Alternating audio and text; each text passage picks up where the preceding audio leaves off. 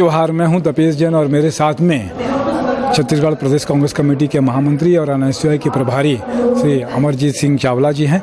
बहुत ही युवा हैं, मुझे लगता है कि छत्तीसगढ़ निर्माण में एक बड़ा योगदान है आपका। आपने ही एक बड़ी दिल्ली में जो है धरना प्रदर्शन और रैली, विद्याचरण जी शुक्ल जब जीवित थे तो उनके मार्गदर्शन में दिल्ली में यहाँ से लेकर छत्तीसगढ़ राज्य निर्माण की बात लोक कलाकारों का एक जत्था गया था। और मुझे लगता है कि ऐसी खबर, और मुझे लगता है कि सारे चैनल, जितने बड़े चैनल होते थे दिल्ली के, सारे ने उस धरना प्रदर्शन को, क्योंकि अनोखा धरना प्रदर्शन था छत्तीसगढ़ राज्य निर्माण में, तो छत्तीसगढ़ राज्य निर्माण के आप एक तरीके से योद्धा हैं, उसमें एक बड़ा योगदान है। अमरजीत भैया, क्या लगता है कि अभी जो सरकार है वो जो सपना देखा था छत्तीसगढ़ राज्य निर्माण का, क्या वो पूरा हो रहा है? निश्चित तौर पे देखिए, लोगों ने खुद अंतर महसूस किया होगा कि पहले 15 साल की सरकार और अभी 3 वर्ष की सरकार, आज स्थिति ये हो गई है कि पिछले 3 वर्षों में लगातार जो छत्तीसगढ़ को लेके कहावत हुआ करती थी, छत्तीसगढ़िया सबले बढ़िया, वो कहीं ना कहीं 15 सालों में चरितार्थ होते नजर नहीं आई। पर पिछले 3 वर्षों में ये कहावत भी चरितार्थ हो रही है और निश्चित तौर पर हमारे माननीय मुख्यमंत्री भूपेश बघेल जी ने इस बात को साबित किया है कि अगर नीयत साफ हो और सच में अगर किसानों, गरीबों और मजदूरों के लिए दिल में दर्द हो तो वैसी योजनाएं बनाकर सरकार गांव के अंतिम छोर तक विकास पहुंचा सकती है। और पहले दिन से इस सूत्र को लेकर, चूंकि ये कांग्रेस पार्टी महात्मा गांधी के रास्तों पर चलती थी और महात्मा गांधी की सोच थी कि देश का सच्चा विकास तभी हो सकता है कि जब गाँव के अंतिम छोर पर बैठे हुए किसी इंसान को उसकी हक की चीजें मिले और उसका विकास हो। तो जब गाँव के अंतिम छोर में बैठे व्यक्ति का विकास होता है तो निश्चित तौर पर गाँव का विकास होता है, फिर शहर का विकास होता है, फिर प्रदेश का विकास होता है, फिर देश के विकास में वो धारा निरंतर बहती है। तो इस कहावत को चरितार्थ करते हुए, चूंकि ये किसान के पुत्र थे, तो सबसे पहले इन्होंने देखा कि छत्तीसगढ़ की 80% जनता जो किसानी से जुड़ी हुई है, तो इन्होंने उसको प्राथमिकता पे रखा और किसानों का कर्जा माफ करके अपनी सरकार की शुरुआत की। फिर गांव के विकास को इन्होंने देखते हुए नरवा गरवा घुरवा बाड़ी के माध्यम से गांव के विकास को आगे बढ़ाते हुए प्रदेश की योजनाओं को गांव के अंतिम छोर तक पहुंचाया।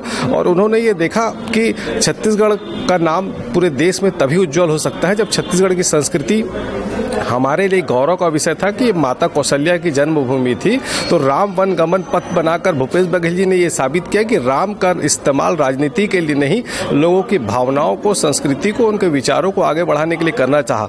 तो इसलिए उन्होंने राम वन गमन पथ की भी परियोजना को साकार किया। संस्कृति को आगे बढ़ाते हुए उन्होंने विश्व आदिवासी दिवस की छुट्टी भी दी और कर्मा जयंती की छुट्टी दी और उन्होंने तीजा पूरा त्यौहार मना के ये बताया कि छत्तीसगढ़ की संस्कृति जो पूरे देश में कहीं ना कहीं बहुत अच्छी है। और उन्होंने स्वच्छता पे काम किया और कई पुरस्कार केंद्र सरकार के द्वारा जीते। और आज किसानों को कोरोना काल की वैश्विक महामारी के होने के बावजूद भी किसानों को जो उन्होंने लाभ पहुंचाया, जो उन्होंने राजीव न्याय योजना के तहत जो लाभ पहुंचाया, उससे आज स्थिति ये है कि गांव का विकास हो रहा है। और जिस हिसाब से हम देखते थे कि पहले आवारा पशु सड़क में घूमते थे, कई दुर्घटनाएं होती थी, लोगों का एक्सीडेंट होता था जिससे पशु भी मारे जाते थे और 2 व्हीलर में चलने वाले लोग मारे जाते थे। आज हमने देखा कि पशुओं का संरक्षण करने के लिए गोबर खरीदी की एक अभूतपूर्व योजना, जिसको आज छत्तीसगढ़ मॉडल के रूप में पूरा देश स्वीकार कर रहा है, उन्होंने ऐसी योजना लाई। तो अब स्थिति यह है कि लोग अपने पशुओं को अपने घर पे रखते हैं और गोबर को बेच के कहीं ना कहीं उस पशु का संरक्षण भी हो रहा है और आर्थिक